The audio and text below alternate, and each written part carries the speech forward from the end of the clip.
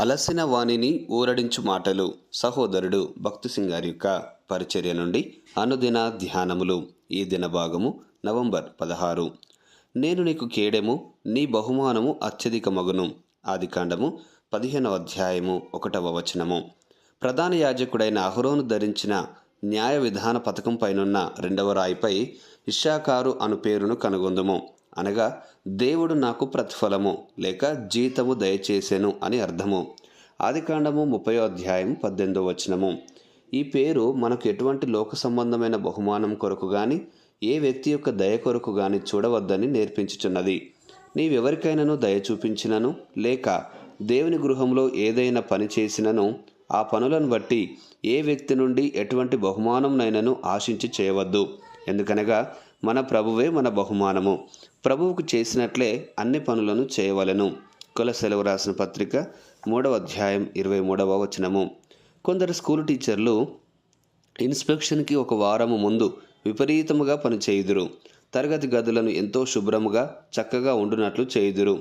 Inspector ప్రశ్నించినప్పుడు జవాబులు ఎంత చక్కగా చెప్పవలెనో విద్యార్థులకు బోధించుదురు. ఇన్స్పెక్టరు ఎంతో మెచ్చుకొని టీచర్లకు, స్కూలు యాజమాన్యంనకు అభినందనలు చెప్పును. కానీ ఇన్స్పెక్షన్ అనగా తనిఖీ ముగియగానే తరగతి గదులు శుభ్రంగా లేకుండా ఎలా అంటే అలాగే ఉండును. పిల్లలకు కూడా చదువు సరిగా చెప్పబడదు. కారణము, వారు చేయు పనులన్నీ కేవలం ఇన్స్పెక్టర్ని సంతోషపెట్టుట కొరకే చేయుదురు. కొందరు కూడికలలో ఎంతో దీర్ఘ ప్రార్థనలు చేయుదురు కానీ ఇంట్లో 3 నిమిషములు కూడా ప్రార్థించరు. కొందరు మనుషులను సంతోషపెట్టుట కొరకే పనులు చేయుదురు.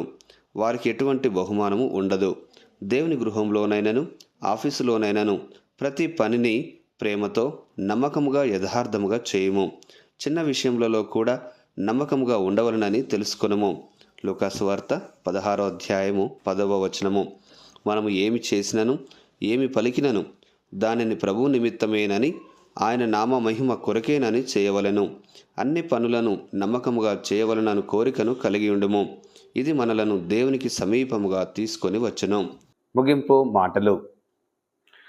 నేటి దినవాక్యం ద్వారా ప్రభు మనలను ఆత్మీయంగా నడిపించి సహాయపడి సమృద్ధిగా ఆశీర్వదించునుగాక. ఆమెన్. దైవజనుడు భక్తి సింగ్ గారి యొక్క వర్తమానములు, అందులో దైవ మర్మములు, అలసిన వాణిని ఊరడించు మాటలు పుస్తకములు మీ కొరకై ఈ ఛానల్లో అందుబాటులో ఉంచాము.